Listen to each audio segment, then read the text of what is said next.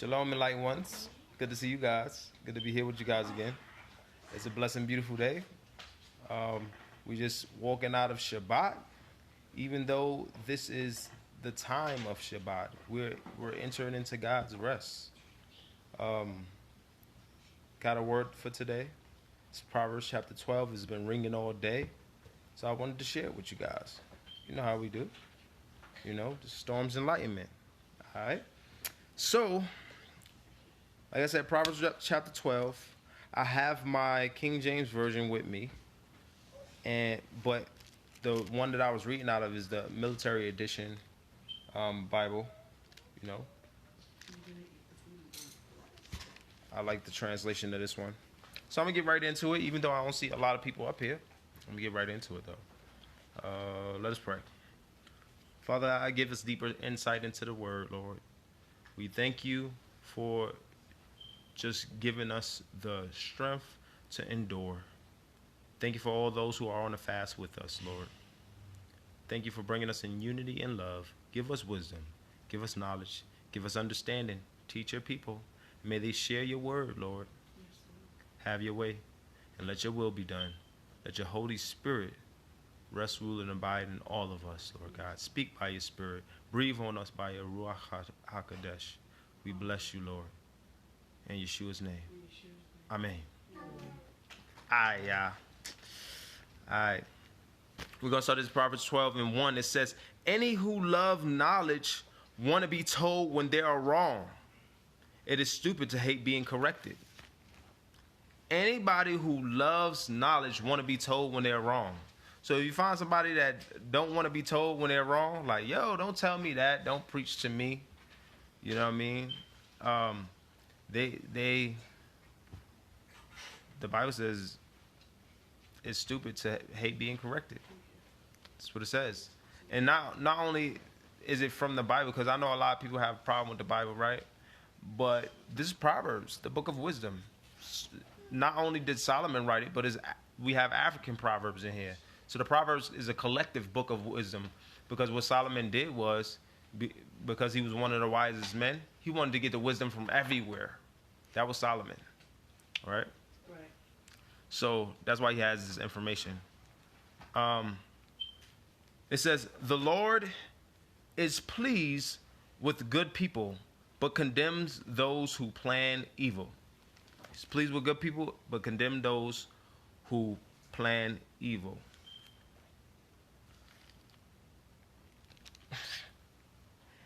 It says, wickedness does not give security, but righteous people stand firm. You can't have security in wickedness. So you're always going to feel like you're being pressed.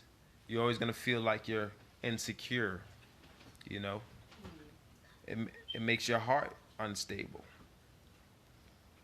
Verse 4 says, a good wife is her husband's pride and joy, but a wife who brings shame on her husband is like a cancer in his bones. All right, a good wife is her husband's pride and joy. So we as the people of God are the bride of Christ. We're married to our Creator. So when we're good, right? When we're good, we're his pride and joy, right? But it says that a wife who brings shame on her husband is like a cancer to his bones. How do you bring shame on God? By not being godly, by not being holy. Holy means dedicated to him, loyal, not walking any other way, not wanting to be wicked, you know what I mean? Having a heart for him. All right? So it says, honest people will treat you fairly. This is Proverbs 12:5. Honest people will treat you fairly. The wicked only want to deceive you. Honest people will treat you fairly, but the wicked only want to deceive you. A deception is, a bribe is a sort of deception. If I tell you I'm going to give you this for that, I'm trying to deceive you. If I tell you you're going to get something for what I give you, I'm essentially trying to deceive you. I'm trying to trick you. I'm trying to make you do something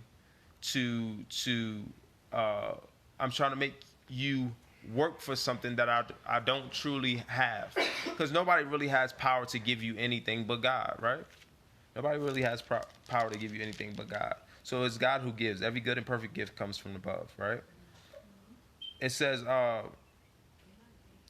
so you know who's honest if they treat you fairly. Verse 6, it says, the words of the wicked are murderous. The words of the wicked are murderous, but the words of the righteous rescue those who are threatened. The words of the wicked are murderous. The Bible says, thou shalt not kill. And oftentimes we forget. We say, we don't kill nothing. I never killed anybody. But the way we speak on other people, it can kill them. You know what I mean? I remember when I was talking about this earlier, I said, if you kill somebody, they just die, right? You kill somebody, they just die. But if you say something like, you're nothing, you're worthless to somebody, those kind of words, the Bible telling us is murderous, because that's gonna kill them for time and time to come. You kill somebody once, they died. But it's worse when you speak ill words on somebody. So all those self-righteous people who think that, I don't kill, so I'm not doing anything wrong. But when you say bad things to people, you know what I mean? It's murderous. So it's worse than just killing. You murder somebody. All right? So it says, but the words of the righteous rescue those who are threatened. So if somebody is living in a place where they're threatened in their life, you know what I mean? Feel like insecure. So I see the compare and contrast with security and insecurity. The compare and contrast all throughout Proverbs with righteousness and unrighteousness. So it's showing you what it looks like so that you'll be able to discern what's what, who's who, how to deal, right? In the beginning of Proverbs, it tell you this is instruction on wisdom, how to understand riddles and things like that. But actually, the Proverbs is good to do the 31 Days of Proverbs challenge, because it helps you to understand the rest of the Bible, and what was going on and why it was going on. All right? So it says, the words of the righteous rescue those who are threatened. Verse 7, Proverbs 12:7, it says, the wicked meet their downfall and leave no descendants, but the families of the righteous live on. Right? Right. Y'all understand that, right? Okay. I thought it was plain too. If you are intelligent, you will be praised. If you are stupid, people will look down on you. If you are intelligent, you will be praised. So use your mind. Think about things. Be smart about things. How do you gain intelligence? Through knowledge, right? Anybody can speak at any time if they want to stop and ask a question. If you are stupid, people will look down on you.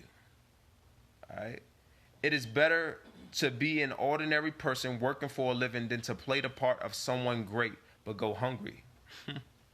It is better to be an ordinary person working for a living than to play the part of someone great but go hungry. This is why I was talking about be yourself.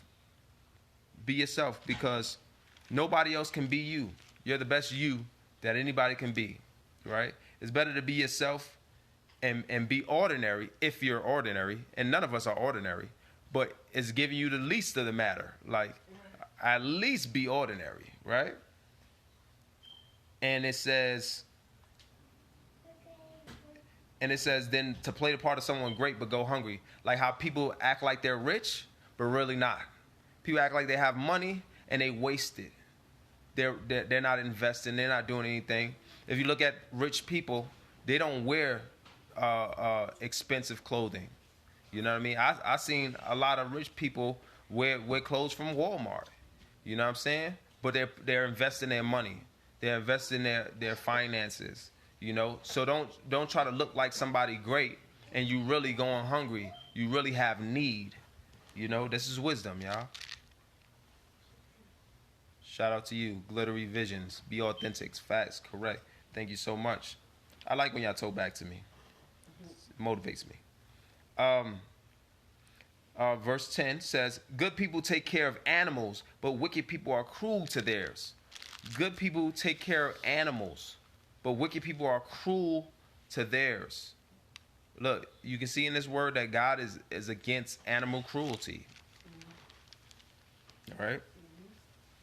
A hardworking farmer has plenty to eat, but it is stupid to waste time on useless projects. Don't waste your time. The word says it is stupid to waste your time on projects that are useless.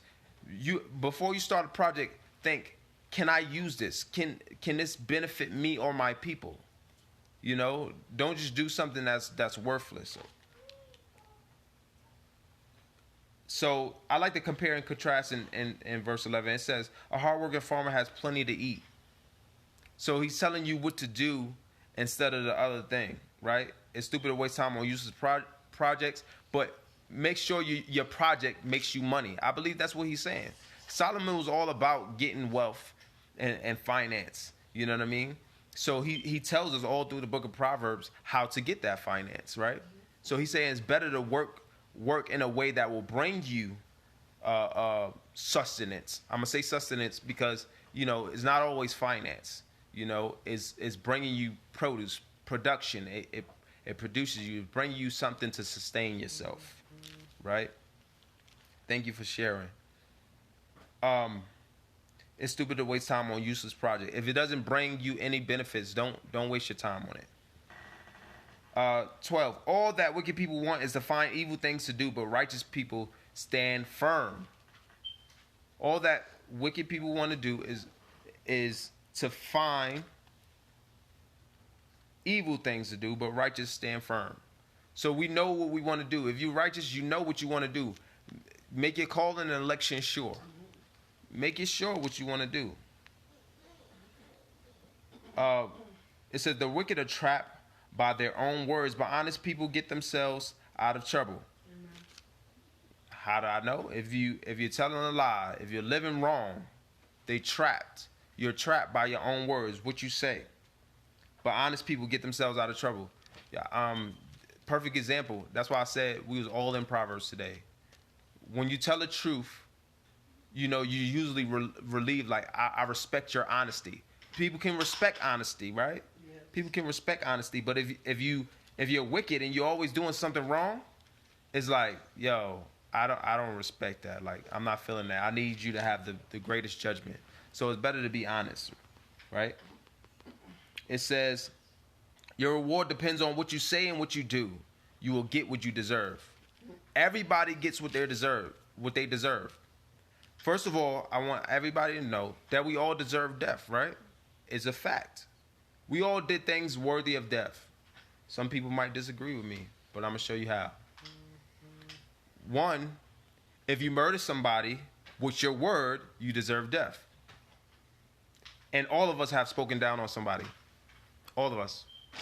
Even if it's in response, you still spoke down on them, and that carries with them throughout their life. So that's worthy of death in itself. So anything beyond that is also worthy of death, right? So it says your reward depends on what you say and what you do. You will get what you deserve. Everybody gets what they deserve. So no matter what, like, this is what bugs me too. When people talk about this person died and he was innocent. Nobody's innocent. No person's innocent. You know what I mean? No person's innocent. It's just a fact. It's just a fact. So it's all about how you live. That's what this verse is saying. It's all about how you live and what you're talking about. How are you speaking on your life? Are you speaking death on your life? Are you speaking positivity on your life? He said the power of life and death is in the tongue, right?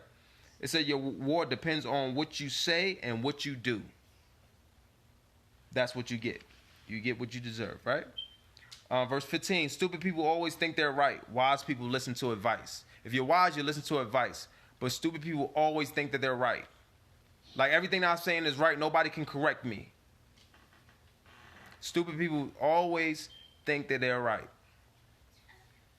Look, what's that saying that only a fool knows everything? So you got to talk and speak with an open mind. It doesn't matter if you study 20 hours a day. You know what I mean? The more I study, the more I figure out I don't know a lot. Mm-hmm. You know what I mean? All right. Keep talking to me. Is it? It says, verse 16, when a fool is annoyed, he quickly lets it be known. Smart people will ignore an insult. If somebody has something messed up to say about you, ignore that. That's smart.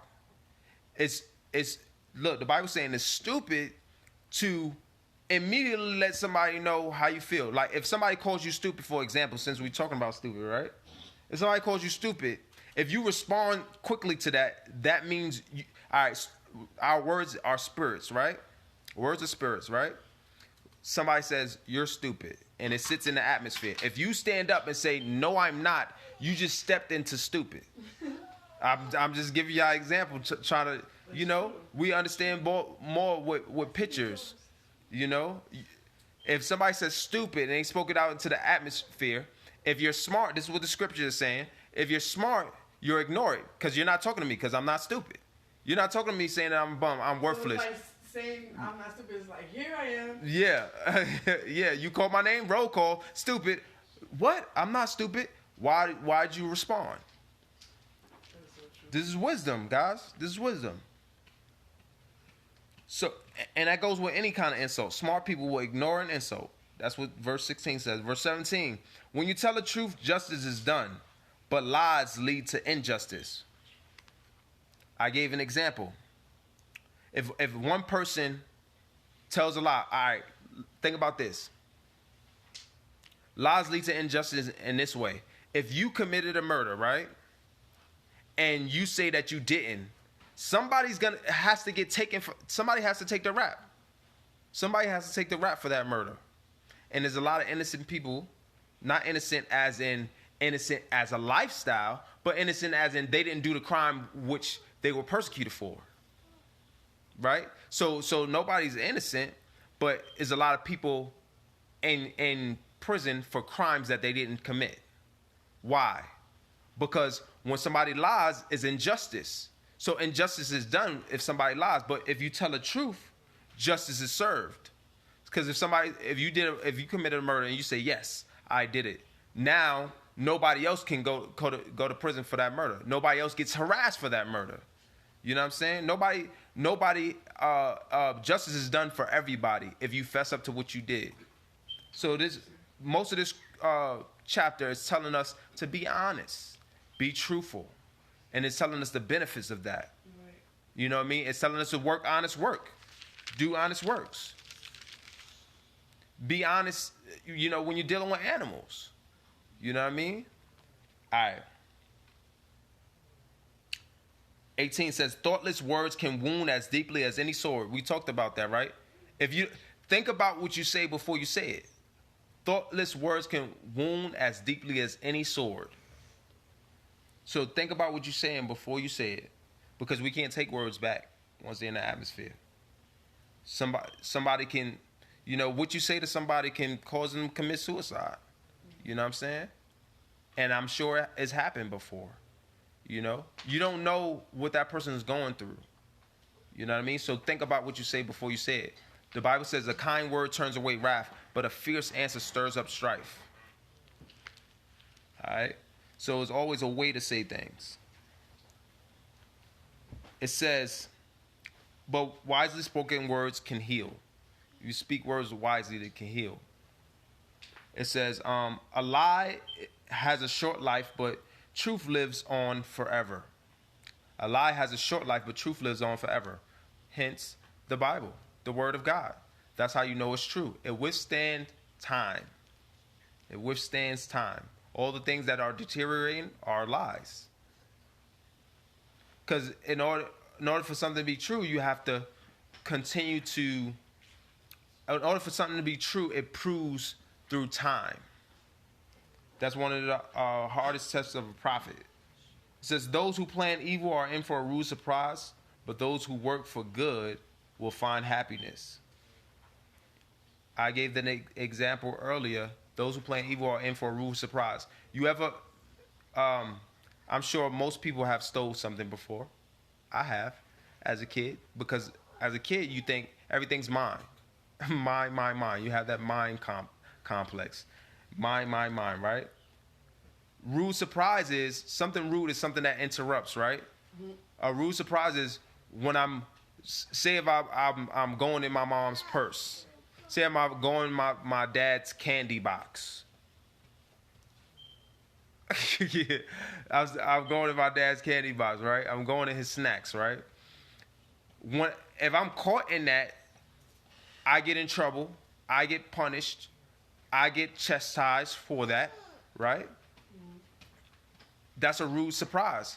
You ever was doing something that you wasn't supposed to do? It's stealing when you take chicken out the pot when grandma cooking. It's stealing, right?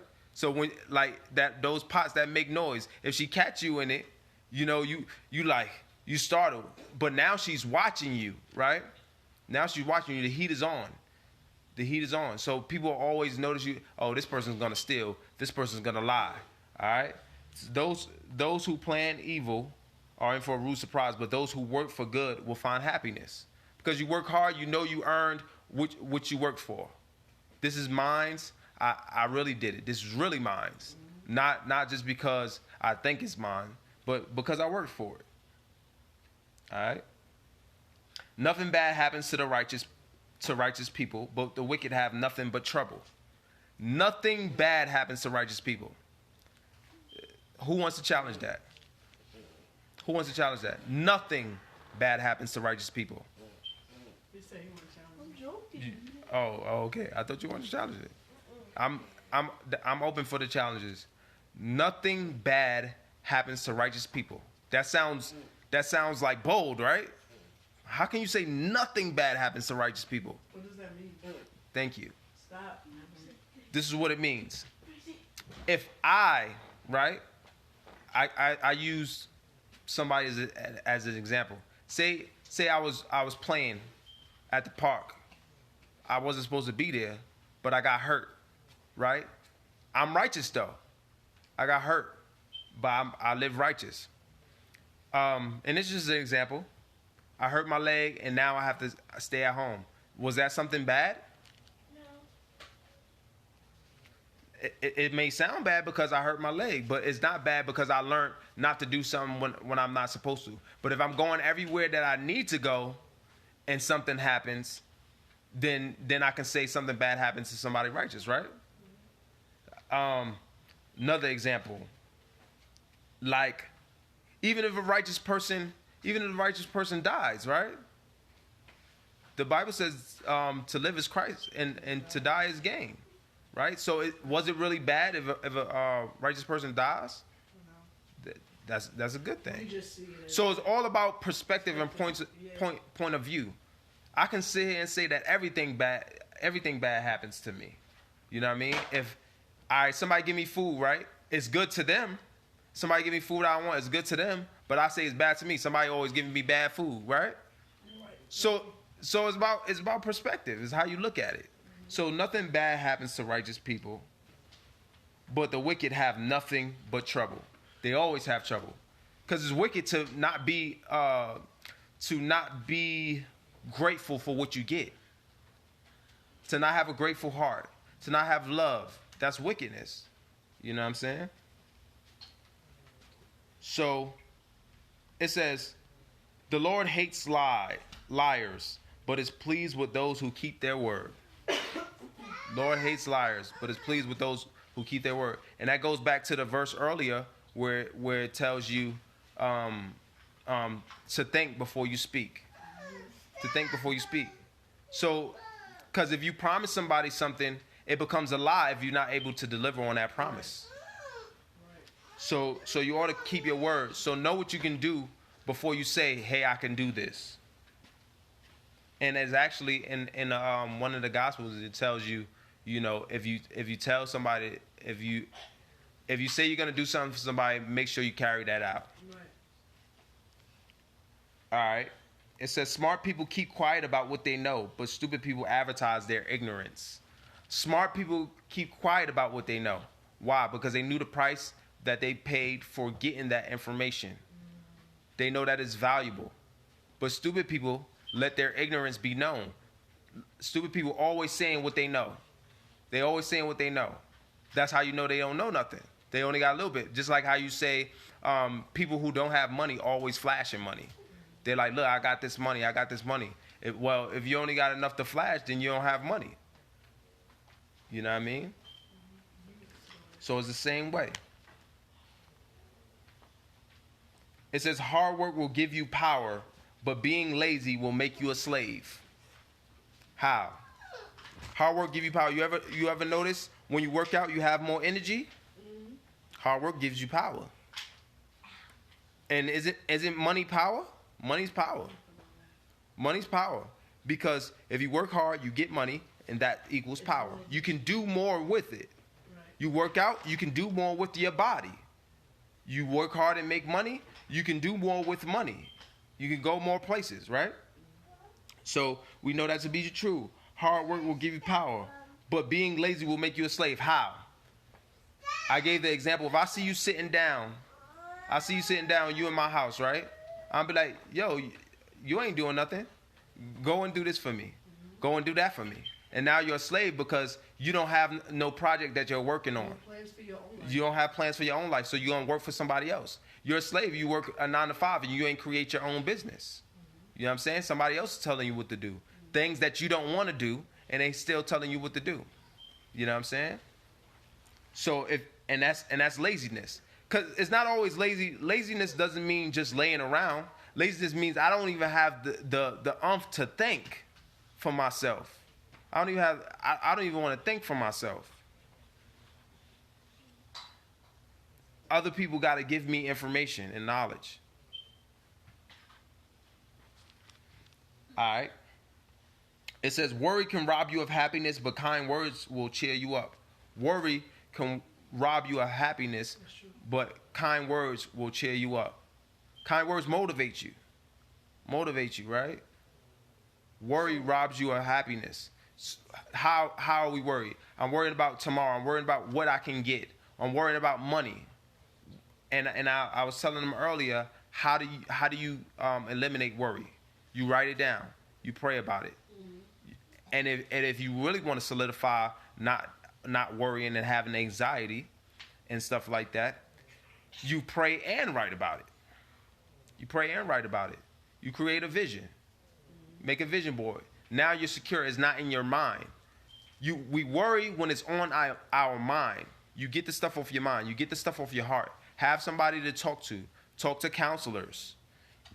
People who are wise. Have wise counsel. You know what I'm saying? And that's how you won't worry. Correct me if I'm wrong. You think I'm wrong? No. All right. Notice we worry about things that we're not sure of. We get surety by having multiple wise counselors. They give you confidence. They say, hey, things going to be all right because A, B, C. Right. And now you can see the vision more clear, right?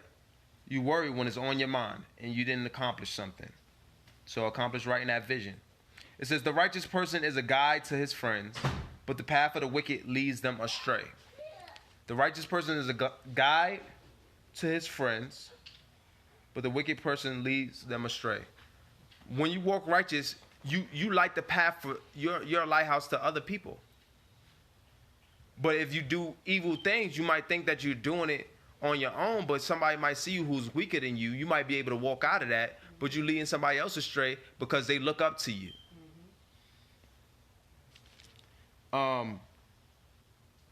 27 says, if you are lazy, you will never get what you're after. But if you work hard, you will get a fortune. See, it's talking about working hard again. So if you work hard, you'll have power. Work hard, you'll get a fortune. Hard work pays. And any way you slice it, hard work pays. Right? If you're lazy, you'll never get what you're after. Why? If it's a lazy person, they can't do nothing. They won't think. They won't do. Because in order for you to do, you got to think it first. What? If you're lazy, only thing you're practicing is being lazy. It's the only thing you're practicing. All right? And the last verse says, righteousness is the road to life, wickedness is the road to death. Righteousness is the road to life, and wickedness is the road to death. Any questions, comments, concerns on anything that was read? It's pretty cut and dry and plain, right? It helps you throughout your day. Like today, I need to work hard. That's why you get your Proverbs right early in the morning. Every time, It gave me if you're motivation. motivation, if you want to study the word, you should study it in the morning so that you can meditate on it all day. Amen. Yeah, it's true. You know, you want to get your word for the day. You know, I know I told people before, but I set my Bible app to notify me at 12 a.m. so I can get that word. I sleep on it, wake up on it, and then I'm meditating throughout the day. So that's why I'm able to memorize a lot of words from the Bible, because I spend more time meditating on it. Go ahead. You have something to say? To be truthful. Go ahead. Oh, be truthful. That's what you got out of the word. Be truthful. Anybody else? Anybody else got something? Go ahead. If you're righteous, you'll always get something great. If you're righteous, you'll always get something great. That's right. To me, I feel like it has a lot to do with like your focus, where your focus is. That's right. So for me, I feel like God is saying, keep your focus on me. Mm-hmm. We do a lot of focusing on our circumstances. We do a lot of focusing our focus on people and things like that. So God is saying, in the midst of all that, focus on me, because He is righteousness. So focus on Him, and in Him is prosperity. In Him is the fortune and the wisdom. That's right. All these things. So for me, that's what I got in this chapter. Anybody else got any questions, comments, concerns, or anything else to add? This is a brief, nice word. We've went over it a few times. I just wanted to share with the people and encourage you guys just to go into the 31 days of Proverbs. Today is the 12th. Tomorrow's the 13th. We're going to be in Proverbs 13. So check it out. 31 Days of Proverbs Challenge. It'll bless you. If you never read the Bible and if you desire to start, you know what I mean, that's a good place to start. You know, it'll help you. It'll help you out. Even if you're not religious or anything like that, even if you don't believe in God, you know what I mean, it's wisdom for right living. It's wisdom for right living. So I appreciate everybody who came on, everyone who would share or comment.